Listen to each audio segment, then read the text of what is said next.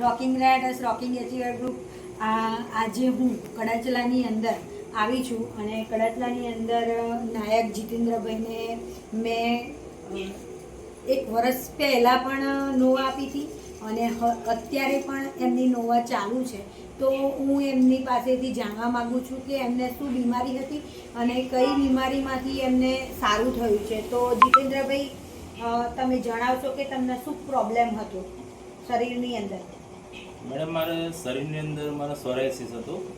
હવે એમાં એવું હતું કે સોરાયસિસ આખા શરીરે મોઢાથી મોડીને આગળ પીઠ અને પીઠના ભાગે અને આખા શરીર કહેવાનો મતલબ એટલું બધું વધી ગયેલું કે એનો કોઈ અંત આવે એમ નતો એમ. પછી મેં કઈ જગ્યાએ તમે દવાઓ કરાવી છે? સારા ડોક્ટરો, જો કે ગોધરા છે, ચામડીના ડોક્ટર છે, લુણાવાડા છે, પછી આપણે વીરપુર પણ છે, સરકારી પ્રાઇવેટ. કેટલા વર્ષથી તમને સોરિયાસિસ હતો?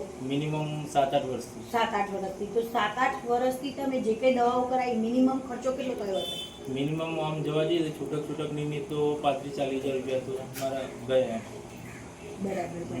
તમે આ પ્રોડક્ટ વાપરી છે તો તમને કેવું ફીલ થઈ રહ્યું છે અત્યારે? આ રેનાટસ નોવા છે, એનું બહુ જબરદસ્ત રિઝલ્ટ લાગ્યું મને. કારણ કે આ જે આયુર્વેદિક પ્રોડક્ટ છે અને આ પ્રોડક્ટ વાપરવાથી મને પહેલાં તો મેં શરૂઆતમાં 2 જ બોટલ લીધી આની. હવે આ બોટલમાં એવું છે કે જે રિઝલ્ટમાં 1 નંબર છે. અને આ જે બોટલની શરૂઆત કરી અને શરૂઆતથી જ મને લગભગ મિનિમમ 15-20 દિવસથી મને થોડોક ફરક જોવા મળ્યો અને આરામ એવો સારો એવો મળ્યો.